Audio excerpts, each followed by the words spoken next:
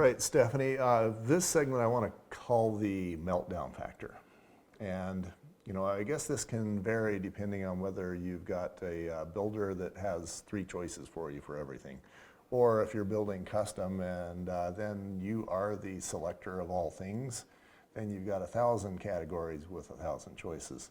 What's your experience been?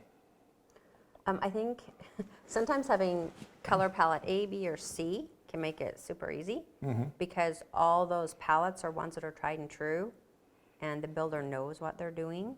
So that can be great. And for someone who doesn't care a whole lot, I just want my house to look great, that's a really good option. Other people, generally when you're spending more money or you want a semi-custom home, you have a lot more choices. I was overwhelmed when I went to build my townhome up in Bluffdale because there were so many options. So the things I look at first are thinking what will be timeless in cabinets, flooring that is neutral. When I bought my first house, my husband and I had a big fight over the sink. He wanted a white cast iron sink. It was like $500. That's $500 for a sink. To me, it was insane. And I was not happy when we left the design center. However, 2 months later, we found out we had to move back east. And it was the white cast iron sink that sold that stinking house. So. Doesn't it suck when the man is right? Hate it. So the structural things I feel like are most important. And then put in what works for you. Don't feel like you have to have top of the line now because generally builders add a premium. And one thing I did not know, and this makes sense, and it's embarrassing I didn't know, but the people who work at the design center aren't just there to help you pick out your best options for your beautiful new home. They're getting a commission. So on top of this beautiful, LVP floor you've chosen, you've got your design center consultant making a commission and the builder is making a commission. Right. So you are paying a premium for this flooring. So sometimes it's better to say, you know what, I'll do this laminate flooring and then I'll go get my own laminate flooring, probably a higher grade for a lower price down the road. It's a pretty good, I'm gonna call it a scam. That's probably not the right word. Business model. Racket. Business model. That's a good one. Because the builder knows that you are the only, or that he is the only person that you can buy X from. Yeah. And that means that he can charge whatever price he wants. Yeah. The alternative would be for you to basically say, give me the base in absolutely everything. Yeah. And then as soon as I sign on the document, I'll go in, I'm gonna replace the floor, I'm gonna replace the cabinets, Frankly, we've had people do that. Yeah. We have had people do that. And that was my plan when I bought my first home, and it was a new one, but we ended up moving, so I didn't. But do a couple of your big ticket items, like cabinets, easier to have them all in up front, right? That's kind of a hassle. But flooring can always be changed. A big one is builders doing 1, 2, or 3-tone paint. One tone, they paint your baseboards, your doors, your walls, all one color. 2-tone, they'll paint your walls and ceilings one color, and then your baseboards another, like white. 3-tone, they're going to paint your ceiling white, your baseboards, trim white, and then your walls another color. In which case, why not just get everything the 1-tone paint, white, and then you paint your walls, and now you've already got a white ceiling and you've got white baseboards. All you had to do is paint walls and you saved yourself, Thousands. Yeah, exactly. So you have to think like that, and your realtor should have connections to all of these.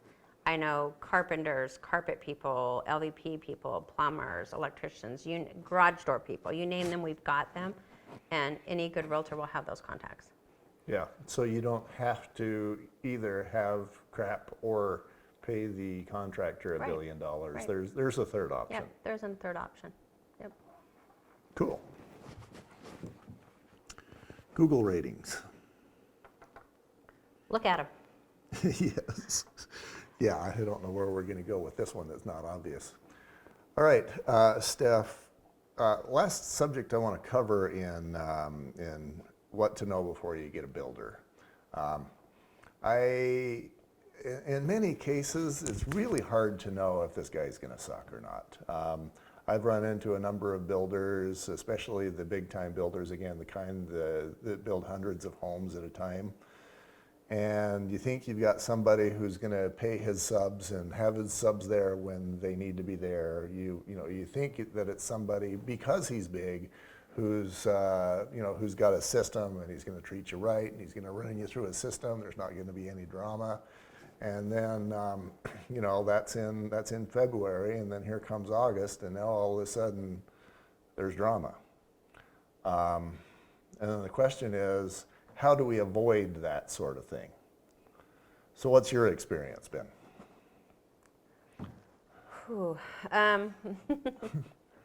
Ratings, like we're going to talk about Google ratings. So I think ratings on Google, on Yelp, like references, referrals, like all of that information is helpful. Like I personally have not ever been a big fan of asking my clients to rate me on Google. Because I do so much referral business, I'm like, it didn't really matter to me. However, since I have been doing that, I have a lot more online activity. Right. So there is something to that. I just didn't ever see the importance in it, and I felt dumb asking. But now I know Google ratings matter, and I think you have to take it with a grain of salt, because I think people are much more likely to go on Google or Yelp and rant about something they're not happy about, Right. than the people to go and say, hey, they did a great job. I mean, it's human nature. Right. We like to complain. It's one of my favorite things to do. I know, me too. Ask my children. But I think Google is helpful, Yelp is helpful. A lot of communities will have a neighborhood Facebook page. You can go knock on doors and ask them what's your experience been, if you had any frustrations, things like that. So I think that there's ways to find out, what that builder's like. And sometimes it's like it's not the sales agent, it's the builder behind, Right. or, the executive, people. Because you can have the greatest salespeople there who are just want to do everything and help you, but their hands are tied by the decisions made by corporate. I ran into that recently too, where the exact scenario you described, where the contractor thought he was God, and he wanted to prove it at every moment that he could, to the point that he was going to make every decision, and if somebody else wanted to challenge him, he was going to drive their face in the dirt. But he had a realtor who was a good guy, but he had to be loyal to the contractor. And this is the same story as the one I told earlier about my daughter needing a black matte set of kitchen appliances. And in this case, the contractor just said, it will be stainless and you will like it, or I'm firing you. To the point that contractor actually made his own family sue him in order.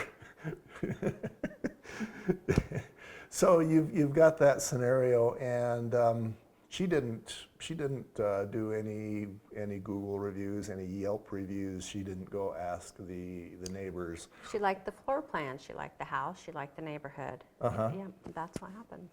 Yeah. So, I guess moral of that story is, you do your homework, your research.